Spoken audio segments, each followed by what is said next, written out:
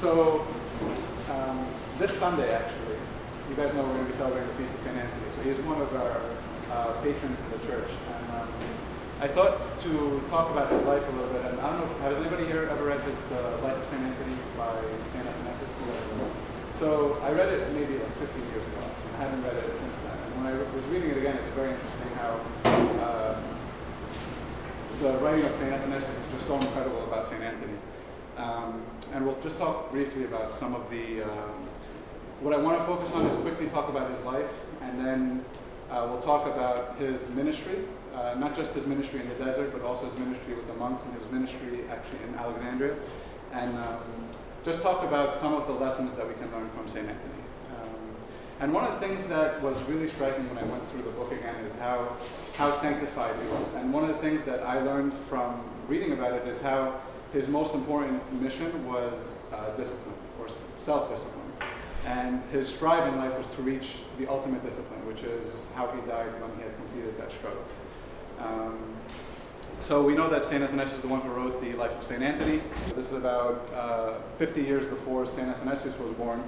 And he died in about the year 355 AD or so, I believe. And so you can imagine that the life of St. Anthony went from before the conversion of Constantine and the Christianity taking over the Roman Empire. So he lived from the time where there was a persecution of the Christians, and then he lived through the time of Constantine, and he also lived through the time where there was the Arian heresy going on in Egypt, which he was 105.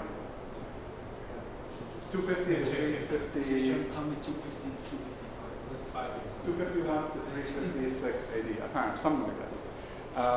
The only reason we know is that, everybody says, or we always talk about how, why do we revere somebody who went out into the wilderness and lived a consecrated life? And do we have to live that type of life? And obviously we know the answer is that is not the answer, because we know that marriage is a sacrament, we know that priesthood is a sacrament, and actually St. Anthony was neither married nor was he a priest, so he didn't have either one of those two sacraments, but he had a consecrated life to Christ in the wilderness.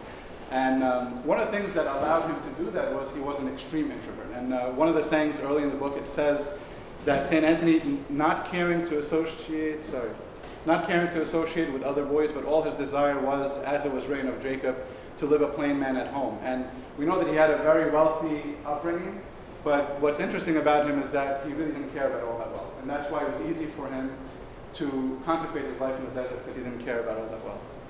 One thing that was really striking to me when I was going through the readings of the book is that his decision to leave everything was not as spontaneous. He actually contemplated it for a long time. Again, we'll read a quick excerpt here from the book. He says, "And going according to custom into the Lord's house, he communed with himself and reflected as he walked how the apostles left all and followed the Savior, and how they in Acts 4, chapter 4, verse 35, sold their possessions and brought and laid them at the apostles' feet for distribution to the needy, and what and how great a hope was laid up for them in heaven." And I think this kind of summarizes where his mindset was at. His mindset wasn't at all the things that are on earth, he cared nothing about. His mindset was on the heavenly goal. And that last line that I underlined, and what and how great a hope was laid up for them in heaven, that's where he was separating him from Christ, and that's why he sold everything, he went to the desert. Mina, yes. So that's his upbringing. Yeah, he grew up in this kind of atmosphere. And I think at least my opinion, the way I understood him, and once he heard this verse of go and sell everything, he did that. Yeah. But there was a background. Yes. He was thinking, he used to think about this regularly, going to church on Sunday. Okay. He used to think about it, and then that Sunday where he heard, the famous story, when he heard that passage, was when he made the decision to leave everything. But he was thinking about it for a long time. I think there's, even for the monks today, I don't think they make a decision at once. I think it's something that has to take a long time to do. We know that he gave his possessions to the poor, and he sold whatever he can, and he left some for his sister. So, what's interesting and why St. Anthony is revered in our church is that he did something that no one had done before.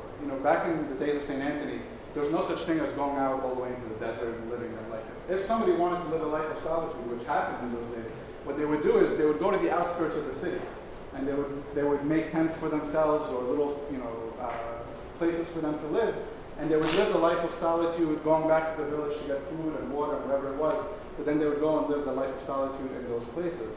And what's interesting is St. Antony, in the very beginning, he did that. He would go and he would look at, person so-and-so and how that person would pray, and how another person would, how another person would sleep, and how another person would fast.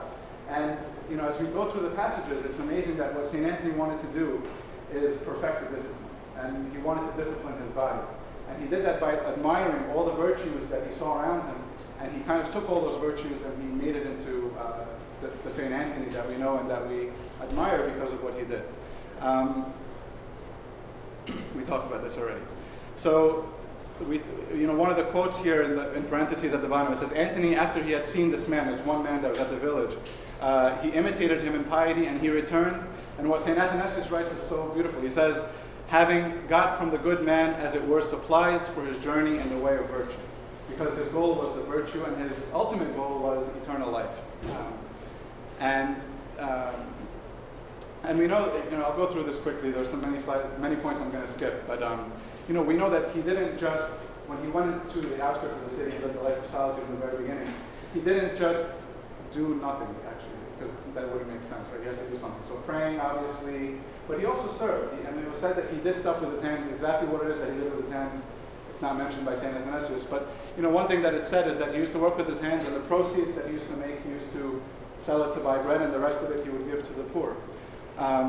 And it says that he was constant in prayer. And what's interesting, actually, and as I read through the book, and I found out towards the end of the book that he was illiterate, or that he couldn't read, I didn't know that about St. Antony. And what's amazing is that when he preached the monks later on, or would not preach, when he would, talk with them, everything that St. Antony said, he would quote the scriptures. And I think that was one of the most beautiful things I found from the book. He would quote the Old Testament, the New Testament, he would say the apostles and this and that. Everything was quoting the scriptures. And for somebody who didn't know how to read, I thought that was pretty incredible. Yes? I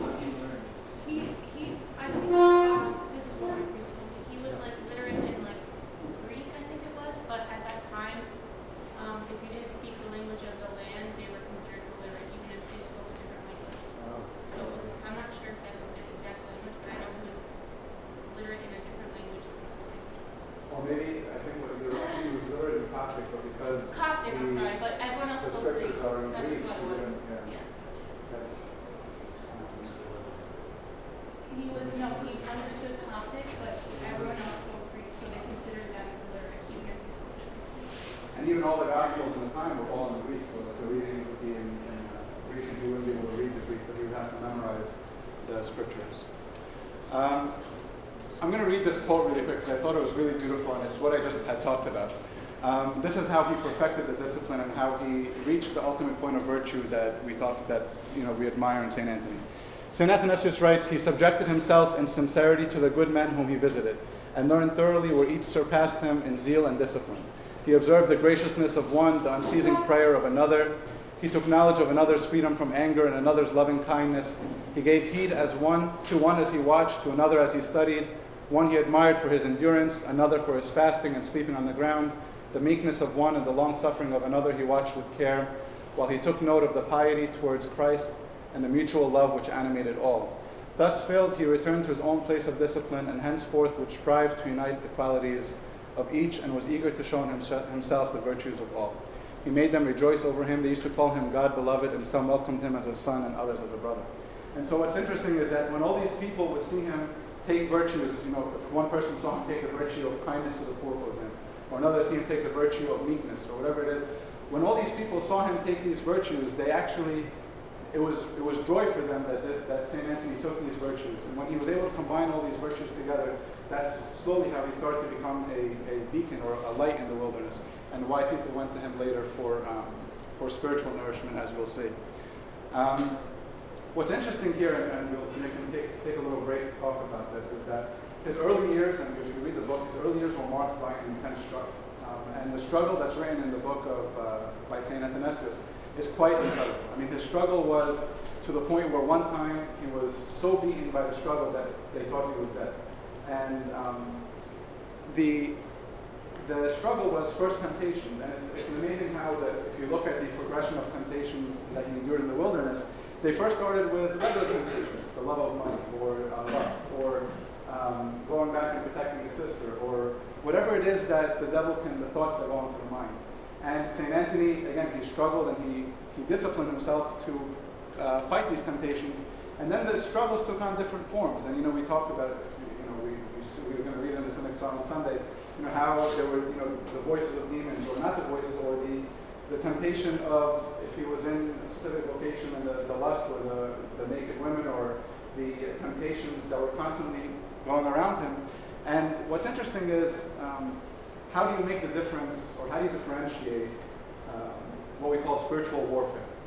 Because St. Antony will later in his, when he talks to the monks, he talks about how in Ephesians, St. Paul says, for we do not wrestle with flesh and blood, but with principalities and authorities and powers. And I guess for me, having a medical background, I kind of wanted to know, was St. Antony seeing visions or hallucinating, or was this really a different type of warfare, spiritual warfare that we haven't met today, or that we don't know about? And I think the interesting part is that I was reading up about this after I read the book, and some said that he was in such a great starvation and dehydration that he started having visions. But if you look at this from a medical standpoint, it couldn't be that he was delirious, because you don't remember. There's no memory when you're delirious. So I don't know if this is too complicated, let me know. But somebody who's in a coma in the hospital, if there is starvation or dehydration, they can't run or whatnot. They have a hard time living life and having a peaceful life. That's correct. And so I think when I was reading this and how he was able to fight over all these temptations, and when he reached the point of virtue and being able to teach the monks that went out to the wilderness also, I think the interesting thing is that having the peace that he had and being able to wrestle with all these temptations, he came out very victorious, which, if this was a state of illness, I don't think that he would have been able to do. And maybe we can take a minute to see what people think about this. What do you guys think? So you want to say that the struggle was not because of dehydration or starvation or psychosis? It was a true struggle. It was a true true struggle. Christian struggle. Because I think one of the things with what? With the devil, right? With the devil, yes. True spiritual warfare. Because I think one of the things that we, for example, people say, are there really demons, or are there seizures, or are there, is there spiritual warfare, or is it psychosis? And I think that there's many different, we know that Jesus, for example, cast out demons, but he also treated somebody who had seizures. And we know that there are people who see, hallucinations, they come usually, they're auditory, not visual. But the spiritual warfare, I think, and what's interesting about St. Antony is it took many different forms. And what I really loved about when I read through this is that sometimes I feel like we're in the elementary forms of the spiritual warfare. And what I mean by that is, the easy temptations, the thoughts that. But what's interesting about the life of St. Antony is that he was able to surpass these elementary forms of temptation, and he rose to the spiritual warfare that St. Paul talked about, the principalities and powers and so forth. I don't know if anybody has a question. Yeah. Well, it's not really a question, but it's interesting that you mentioned like the schizophrenia, the hallucinations, because I was reading a book called like The Truth About Islam, and like one of the arguments against like Prophet Muhammad's revelations was that they were hallucinations, and that he was imposed by like diseases and like whatever, because he was for the lack of food and the lack of water. But like according to that, he also lived in peace. So He was, so that they use the same argument that he was seeing visions, but he was able to overpower. But he's seeing vision because of salvation. well, yeah, the argument was against saying that it was because of hallucination, that they were hallucinations, but you're saying that even if you are like dehydrated because he was able to live with peace, and because he was able to remember that if they were real Christian. They were real spiritual. Yeah. Yeah. You're saying the same thing they said about Prophet Muhammad. Yeah, exactly. Yeah. I read somewhere once that like he was physically ailmented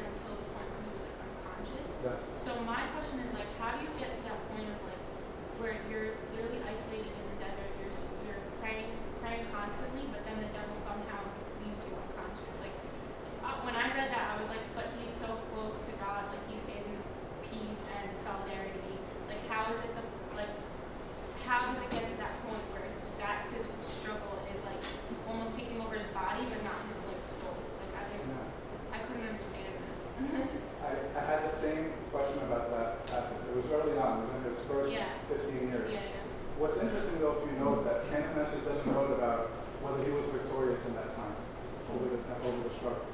And part of me has to think that he must have fallen many times. And I don't think that we can say St. Anthony was victorious over the temptations all the time. Because even when he tells the monks later on, he says, you're going to face these struggles, and they're going to be persistent. And the only way to be victorious is to keep in the struggle, to be persistent in the struggle. So you must, I don't know why he was to the point where he was almost dead. I think Job had the same situation, right? Yeah, the devil struck Job physically until a very bad situation.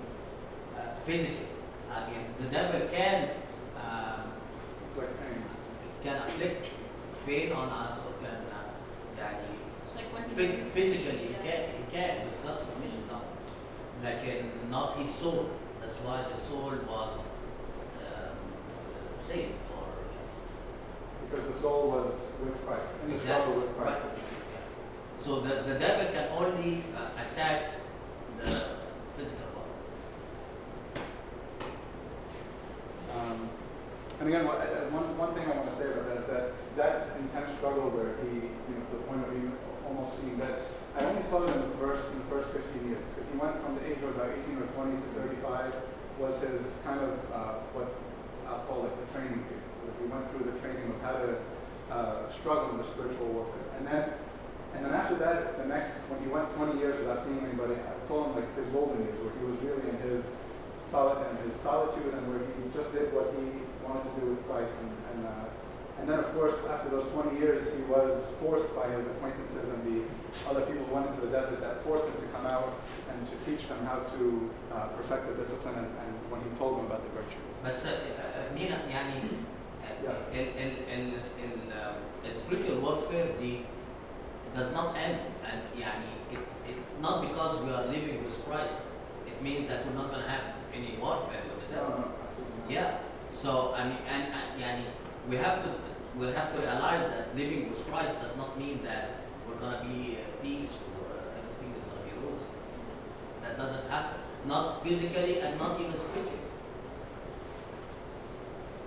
No, that's one thing that he always said in his teachings, is that one thing that St. Antony always said to his disciples, he said to them, I live as if I die daily. And that's one of the passages from St. Paul. He says to live as if we die daily. And the reason he did that is because the struggle is continuous, and the struggle is always there. And we're going to talk about that when we talk about lessons from St. Anthony. I wanted just to mention, I wasn't going to mention this if Sam wasn't here, because I think I'm going to have a hard time explaining it. But contrasting psychosis with spiritual warfare is something that you're not going to find in medical literature. If you want to look up psychosis versus medical literature versus spiritual warfare in medical literature, you're not going to find anything about it. And in fact, I found many books talking about how psychiatrists, psychologists tried to describe St. Anthony's visions, and no one was able to describe it. In fact, one person tried to describe it as a conversion psychosis, which there's no such thing in the medical literature. But to do that, he has to take on a different personality, a different person, and we know that he didn't do that. St. Anthony was Antony when he was in Cairo, Antony or Alexandria, Antony when he went to the wilderness, and Antony when he came back to visit the Alexandrians. So even those who wanted to describe this in a psychiatric terminology, they couldn't describe it. And I found that very interesting also. But, contrasting it with psychosis, we have to go back to the peace of mind, and how St. Anthony, when he was victorious in the struggle, he had the peace of mind, and those who came to him found that peace. And I think one of the things is somebody who has psychosis or who has schizophrenia, and it's an illness, it's a medical disease. You're not going to, people will not go to them necessarily for advice. They're, I'll say this, they're shunned from society because people know that they have an illness. And even in the days of Christ and then afterwards, those who were quote unquote crazy, they meet people who knew they had an illness. So it's not somebody who would go to for advice. But somebody like St. Anthony, where he was in the spiritual warfare, when the monks who wanted to imitate that, they went to him for advice because they found the peace of God on him. That's the point that I wanted to make, is that he had that peace of Christ on him, which is why people went to him. Yes? And also he built like a community around him. I think the argument can also go like,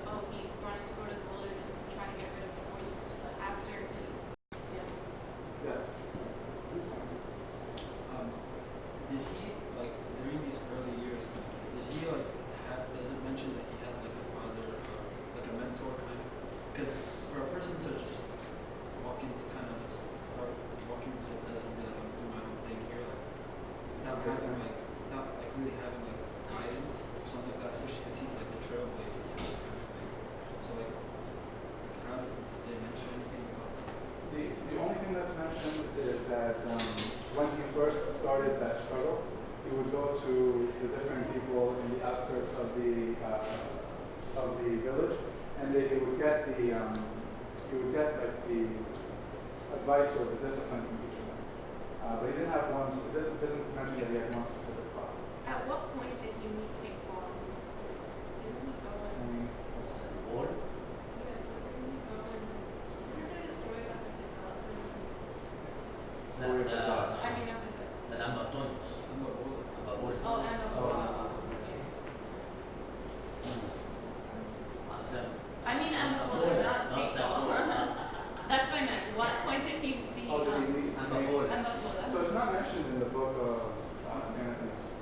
And I know that we have the icon where they're both together. And the raven that There's like a story where Saint Emma Paul, I don't know why I was St. Paul. He was like in the desert, and I guess the dog used to bring him a piece of bread like every day, and then Antonius had like a vision that like someone else was in the desert with him, so he went to go visit him, and then the dove came back with 2 pieces of bread. Yeah. But it's not in St. Ignatius' book, but I think it's in, I don't know where that story is, but it's talking, it was a story that was describing the life of St. Paul, I believe, and it was talking about in that regard, how he had an encounter with St. Anthony. I just didn't know if that was like when he was younger or when he was. I think it was when he was older. I believe so. But when he was younger, St. Paul was a hermit, right? He was he was actually in the desert probably before St. Anthony was. But St. Paul hadn't, he didn't have the community like St. Anthony. Okay. Mina, can you, Yes. sorry, maybe there is confusion, at least there is confusion in my mind. Can you describe the spiritual warfare? What does this mean? This is what? This is, that's not physical. No. And spiritual warfare does necessarily mean visions and stuff like that? So that's As what like that you are comparing it to psychosis that gives hallucination. No. So what I'm talking about here is the deep spiritual warfare that St. Anthony was involved in. I mean, spiritual warfare can take on many levels. And like I was talking about earlier, the first level can just be the temptation, like the thought that comes in the mind, or the evil thought about somebody, or just disagreeing with somebody and causing a conflict, or the lust in the mind. And that's going to be kind of like a preliminary form of spiritual warfare. And then the spiritual warfare, as it can go on, even for the monk, it may be to stop praying, for example. That can be a spiritual warfare, or to... but that does not include... and also to go against that this is not psychosis. And the only reason I bring that up is because when I was reading up on it, there were a lot of references about that. There's one story actually where St. Anthony was in his cell. This is in his 20-year period. So he had 15 years from age 20 to 35 where he was, kind of in his training, and then he had 5 years where he was back out with the local monks, and then he had another 20 years where he was completely in seclusion. And there's one story that says these 2 acquaintances that were with him, they heard a lot of like noises and crowds, and there was like a big fight going on, and they didn't know what was going on, and they were worried about St. Anthony because he was down inside, and they thought maybe robbers or thieves came in with ladders and went down or whatnot. So, one time they actually went down and looked inside, and they just found St. Anthony. And what's interesting about this, and again it goes to the same point that we're talking about, is St. Anthony, first when they came down, St. Anthony told them to get out because he wanted to be alone. And then secondly, he said when you hear those voices, just do the sign of the cross and the voices will disappear. And maybe that's also part of the spiritual warfare, that to be able to block out those temptations that may arise. Who knows if those were thoughts or whatever they were. But it goes to the point that St. Anthony was able to be victorious in his warfare. Yes? So you're saying it's not physical? It's not physical. But It can be physical, like Sam said earlier. It's usually not physical. I think physical is like when you really reach like a high level. Yes. what difference does it make? I mean, if this is just how he's being tempted physically, psychosis, spiritual warfare, لا, there is a difference with No, but the psychosis thing is like what I say, that was psychotic. a devil-induced psychosis. Like I think the lesson can be learned for us. No, but I don't think you can anybody's say gonna if come to you someone's from the outside and say sick. this guy had psychosis. I don't think you'll ever come across a person that's gonna say St. Anthony had psychosis. You know what I mean? Like, I think we're getting a little too. Doesn't believe in the church or doesn't know about the saints. What does that make a difference to us? Yeah, like to me personally, like I believe, and I think we all believe. I can speak on our behalf. I believe that St. Anthony. Just you guys. Okay, I'm sorry. I speak on my own behalf. I don't know what it is. Like you know what I mean? Like I think that. I think it's important for us to be able to Yeah, understand the differences and to be, I think so. You're about I think we should understand the differences and to be able to, as Christians, also to understand the differences because we're going to go through struggles and we're going to go through thoughts that are going to be pervading and kind of causing us to want to sin.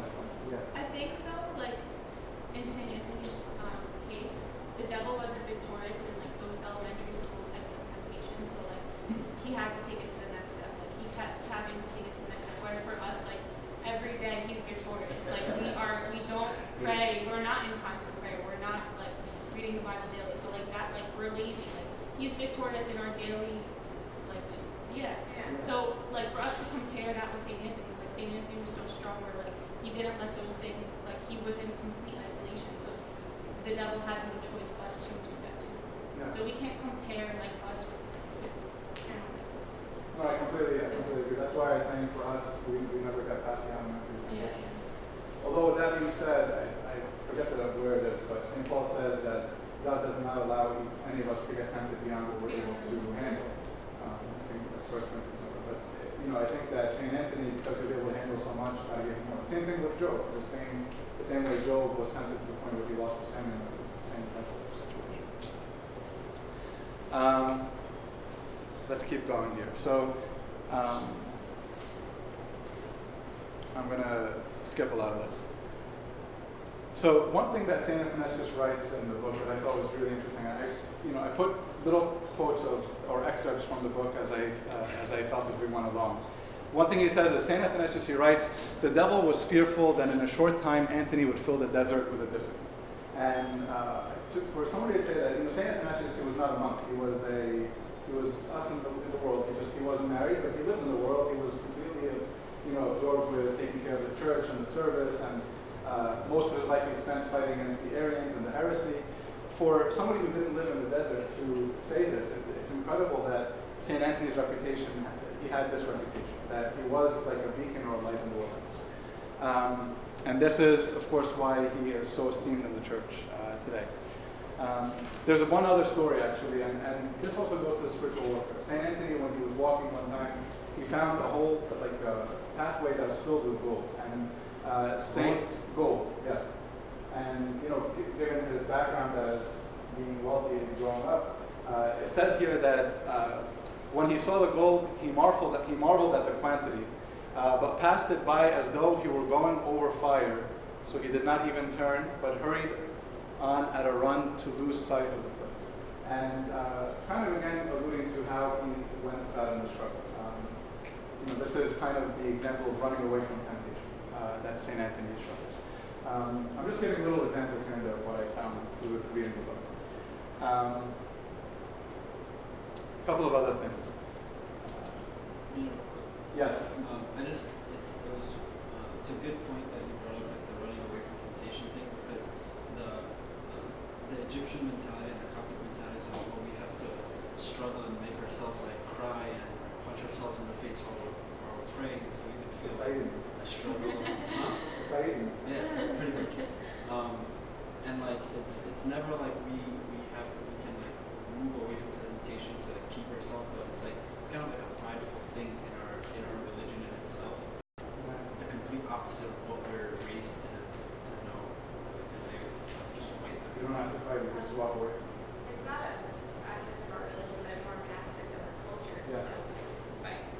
Thank you. It's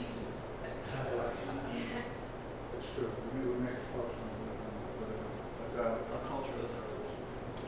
no, that's not true. Coptic culture. Orthodoxy is completely different from Coptic. Culture That's is a completely different different than that's a different topic. Yeah, never started. We're gonna get started on this topic. We saw that, by the way, we saw the same thing in Jesus, right? When he fled Egypt, when he fled from Israel to go to Egypt, at the time of persecution, he fled away from kind of the same example. So just a couple of other things that I noticed. what was on St. Anthony's lips? So people who stood outside his cell, you remember that he had a lot of disciples. People used to come to his cell and they begged him to come out. For 20 years, they begged him to come out. He wouldn't come out. They kept begging him, come out, and they would knock, and he would not. And, I used to think, what was St. Anthony doing in there? Or what was he reciting or praying? And one of the quotes here says, many who stayed outside would frequently hear him chanting one of the Psalms where it says, let God arise and let all his enemies be scattered. Let them also that hate him flee from before his face. And the nations compass me about, but in the name of the Lord I requited him. And again, just to go to how the words of the scriptures are always on his mouth. St. Anthony also served in Alexandria. Actually, St. Anthony went back to Alexandria 2 times.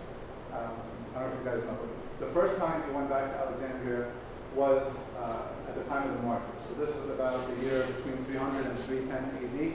He went back to Alexandria in order to one, because he took his disciples and he said to them, let us go with those who are contending and see if we're also going to contend and share in the same martyrdom. Because he wanted to know if God wanted him for that service. And when he went, of course, we know that he wasn't called for martyrdom. But what he ended up doing is just serving those who were sick. And we're going to get, let me see where I get to that. You know what? We're going to get to that later. But people thought that he was the one that was being persecuted. Going back to his service. The second time he went back to Alexandria is when St. Athanasius called on him to help in fighting the Arian heresy. And what's amazing is that St. Anthony, by that point, this is about, I don't know what year, but this is obviously after the year 330 or 340 AD. He went back to Alexandria to defend Christ and to defend the divinity of Christ. And one of the things that about his service that St. Anthony writes is that St. Anthony, in those few days that he went back to Egypt, it is said that more people were baptized, not by St. Anthony, of course, but by the clergy, but more people were baptized or converted to Christianity in those few days that St. Anthony went out to Alexandria than were baptized in the whole year, before that. Just to show about how, even though he was an introvert and secluded, and in order for him to be with Christ, he had to seclude himself, but he was able to also serve when the calling was for him to be in the community. So just, I guess, we have to be done soon.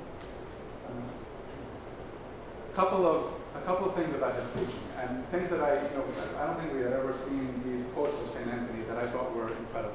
But this is, excerpts from what St. Anthony wrote to his disciples when he came out of seclusion after 20 years. Thing to encourage one another in faith and to stir up with words. Another thing that's very common in St. Anthony's preaching is eternal life. He talks about how the whole of man is very short, and he says that you can know this because if you look at the ages, our lifespan is so short. So why should you? We can go through the quote, but he says, why should you care for the things that are temporary when you can have eternal? And that was the goal. And obviously, going back to his mentality, desiring the heavenly virtues rather than the earthly possessions we talked about. Holding fast to discipline is what Sam had talked about earlier. He tells his disciples, he says, but to avoid being heedless, it is good to consider the word of the apostle, I die daily, for if we too live as though dying daily, we shall not sin. And this is continuing in the struggle. And again, seek for virtue, we talked about this, and we'll keep going, we have to be done soon. And then, of course, the bulk of his preaching with the disciples is fighting the spiritual warfare. And he quotes, of course, St. Paul in Ephesians chapter 6, verse 12, where St. Paul says, for we do not wrestle against flesh and blood, but against principalities, against powers, against the rulers of the darkness of this age, against spiritual hosts of wickedness in the heavenly places. And then, of course, he talks about how to do this. And when I was reading this, I kind of thought I was listening to Muhammad for a second, because he was talking about prayers and the cross and signing the cross everywhere, and fasting and faith and so forth. And the same spiritual means that we have today are the same spiritual means that St. Anthony talks about back then. Lastly, the last two preachings that I kind of saw throughout the book is warding off evil thoughts or spirits. We talked about this already. And then the last point, which I thought was really important, is where he talks about from fear to power. So, and I'll read this quote. He says, so then we ought to fear God only and despise the demons and be in no fear of them. But the more they do these things, the more let us intensify our discipline against them. They fear the fasting, sleeplessness, prayers, meekness, quietness, contempt of money and vainglory, humility, love of the poor, the alms, and chief of all, the piety towards Christ. And this is where he talks about from fear and from the struggle to power in Christ. And I'm going to stop there. There's a lot more, but I think that's too much. But I'm going to, we talked about when he went back to Egypt. Sorry, that's it. But the one thing that really struck out is how when he was dying, actually, there's back in Egypt in the time, they used to take the bodies of those who were dying, and the people who were being revered, they wouldn't let them bury them underground. They would actually take their bodies and they would have to be buried. They would take them into their houses, put them on couches or whatnot. And one thing that St. Antony, the reason, I don't know if you guys know this, but nobody knows where the body of St. Antony is until this day. And the reason is, when he was about to die, he had his two disciples with him, and he told them, if our Lord was buried in a tomb underground, then why would I, who am less than the Lord, be buried above her? And so he asked his disciples to bury him underground, that nobody finds his body and takes him above her. Again, pointing out to his humility. And one of the other things that's mentioned about his death is that St. Athanasius writes that the disciples who were with him talked about how his countenance was joyful. If you look at a person who's passed away, usually the mouth is flat, right? But it talks about how when St. Athanasius had passed away, his countenance was joyful. And I think that just alludes to the life and the peace of Christ that he had. And again, why people used to come and it was said that when he was in a specific place and gathered with the disciples, people would run to him, and even if they had never met St. Antony before, just by his peace, they would know that he is St. Antony, which talks to us about our discipline and our struggle and so forth. I'm going to leave the floor open up for questions.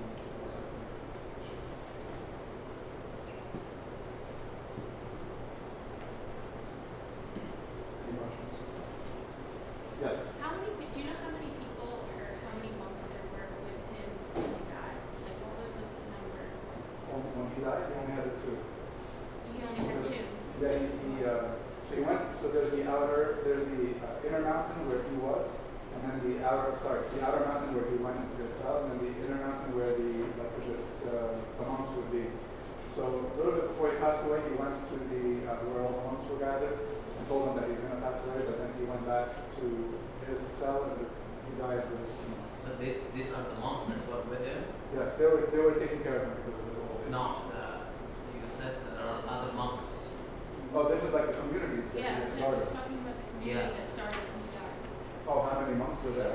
Oh, there must have been Hundreds? I think there's thousands. Yeah. They were very numerous, and they had spread throughout Egypt also. So, do we know how old he was when he left everything? This church, is it? And the command to leave everything. Do we know at what time was that? How old was St. Athanasius says he was either 18 or 20. 18? So St. Athanasius didn't know. So he lived with Christ in the wilderness about 80.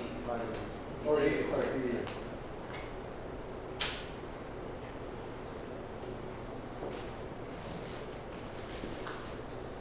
All right. Thank you. Sorry, I know it's tough for us to talk about somebody who lived in the desert for so long, given everyone in the world, but it's good to see how somebody can have so much peace with Christ. I think that's, from reading the book, that's the one thing that really struck out to me, the peace that's in it. This is one of the most famous books by St. Athanasius. Yeah, St. Athanasius wrote two famous books. One is on the Incarnation. Maybe we should, one after this one will speak about the Incarnation. And Mina speaks about the other book, The Life of St. Antony by St. Athanasius.